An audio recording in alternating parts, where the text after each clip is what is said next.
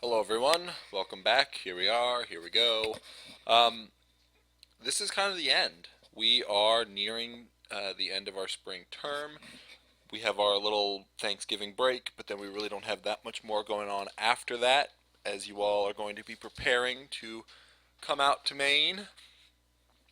So this is technically the last lecture of new. This is technically the last lecture. You know, we have next week off, and then on the 4th, presentations are due, and that's pretty much what we're going to be focusing on is going over papers and presentations and all that stuff. So, uh, last minute questions about anything, please feel free to email me or comment on the discussion boards. Blah blah blah. You guys know the drill. Um, so I really liked the discussion boards from last week because a lot of you brought up questions of just why. Why are we doing this? Why are we doing this? And basically these three terms are going to be coming up quite a bit while we're going through the galleries in New York, but also over the course of the next year and a half while you're in this program. These three terms, performativity, collaboration, and positionality, are, as I said, not necessarily words that you're going to be using daily, but they're concepts that you are going to be engaging with on the regular.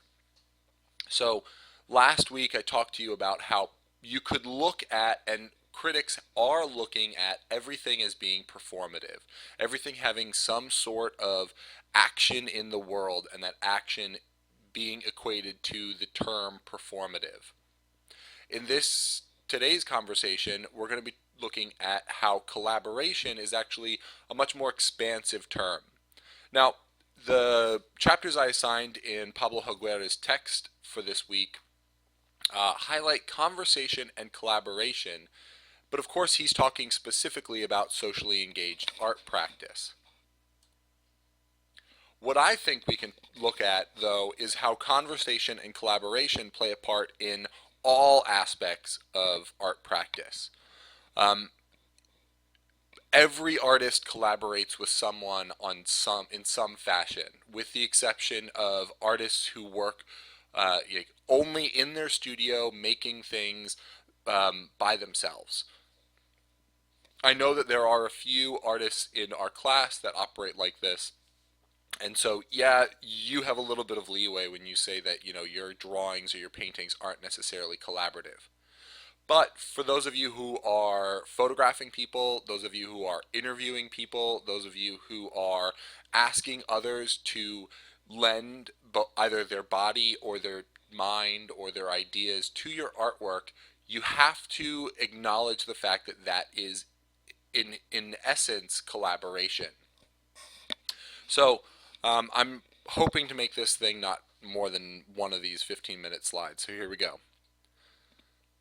So way back in the 70s, I know that sounds ridiculous, but in the 1970s in New York, a group of artists realized that by coming together under a group header, that they could gain a little bit more visibility. They could also participate in conversations that they might have been excluded from otherwise because of access, because of the size and scale of the art market. That project was referred to as Collaborative Projects Inc., as this insignia shows you. Generally, though, it's just they're called CoLab, which is obviously short for collaborative. This group of artists were all young. They all came together, and slowly over the course of time, their solo careers took them away from this project, and ultimately in the 1980s this project kind of lost its steam. I think technically it kept going into the 90s, but generally people acknowledge that it went from like 1970-ish to 1988-ish. Um, this was the initial way that people viewed collaboration, and in the work of this group and a few other groups, you saw the term begin to float around the art market. All of a sudden, people were talking about how artwork was considered and operated as collaborative.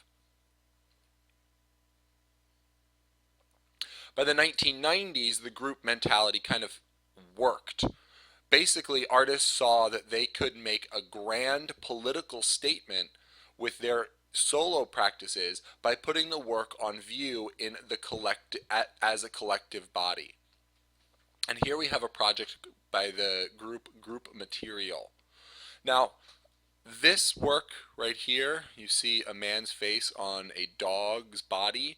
That is a work by Tim Rollins and KOS, or Kids of Survival.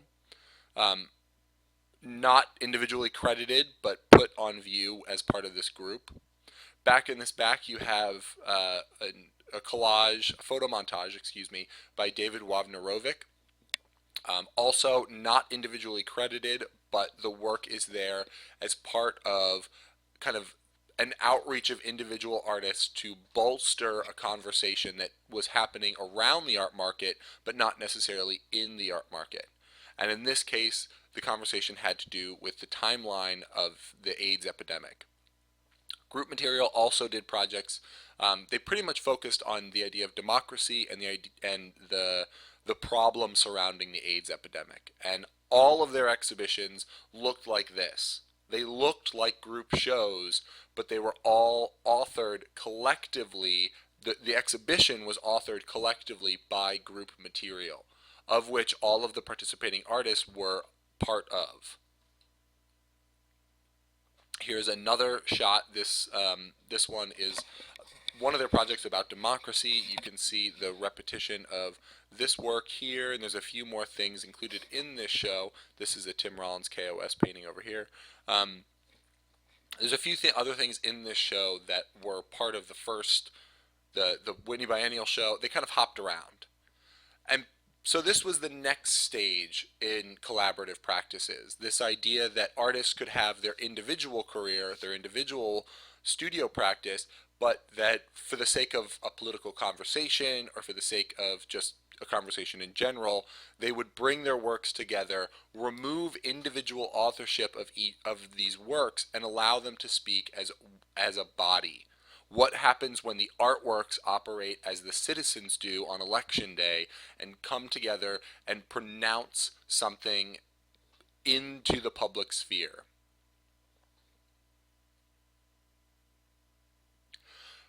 The conversation around collaboration has changed, though.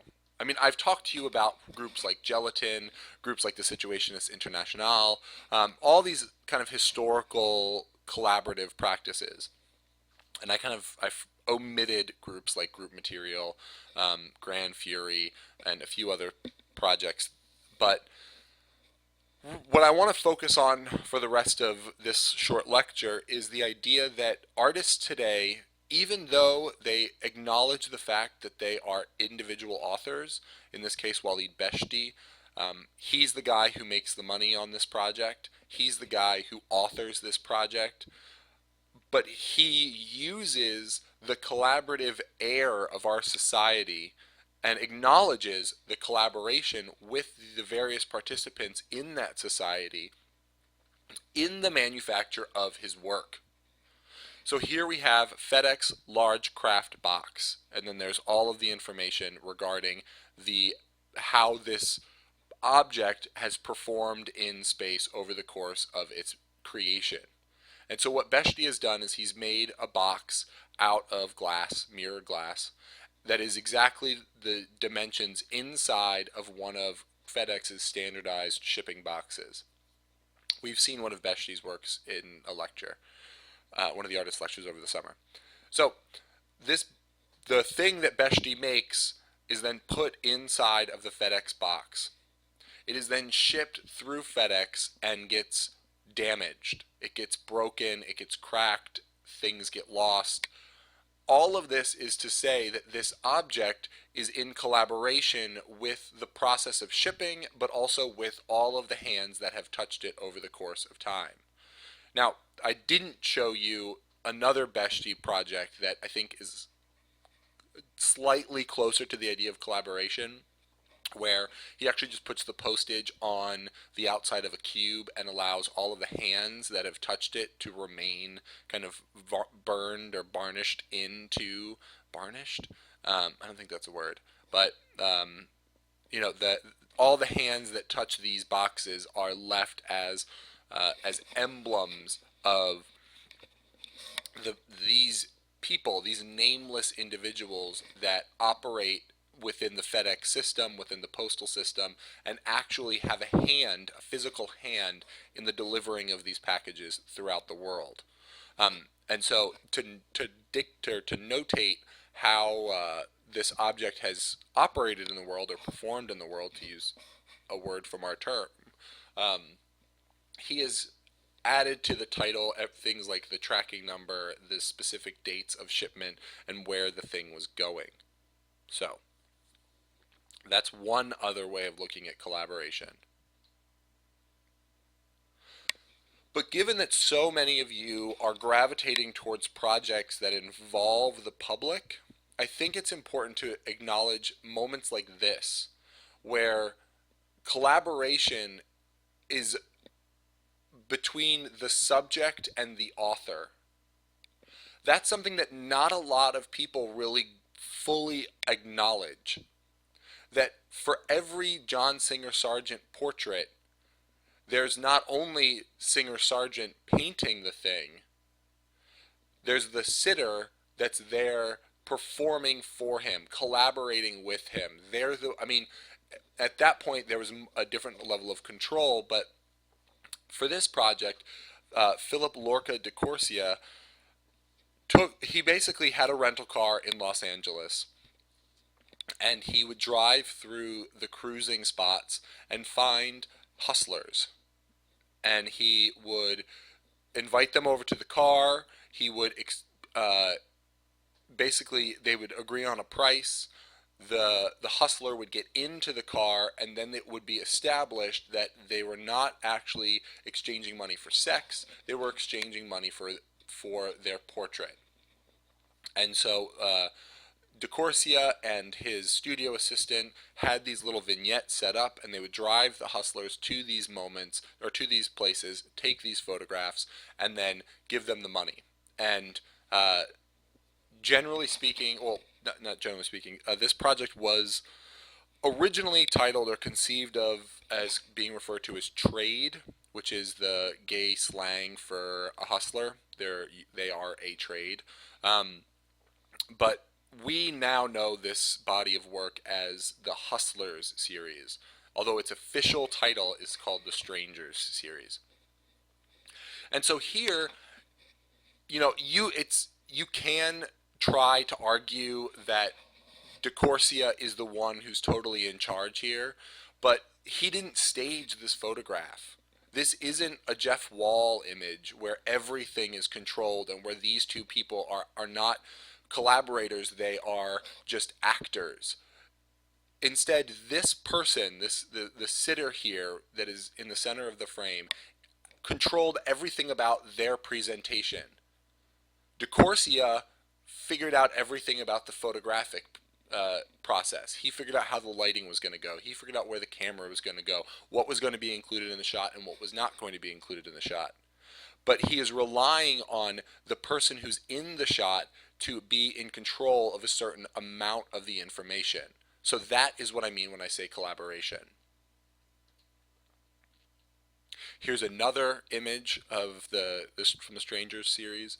I really enjoy the fact that there's Bill Cosby on the TV, and then the sexualization of the black male body in the background. It's kind of a nice juxtaposition, but anyway. So things to consider on collaboration. One, always, always, always acknowledge when you are working with other people. Always acknowledge that that is collaboration. Identify the strengths of those partnerships. Don't try and take all of the work on your own. You are collaborating with these people. They are as responsible for certain aspects of this work as you are. You might be the final author of the thing, but you're working with these people for a purpose. Understand how your authorship is in conversation with their participation, as I just said. And lastly, and most importantly, do not ask someone to do something that you would not do. If in fact you do that, understand what it means to have that happen. And in that regard, think of Santiago Serra, who's cited heavily in Pablo Helguera's. And on that, good night.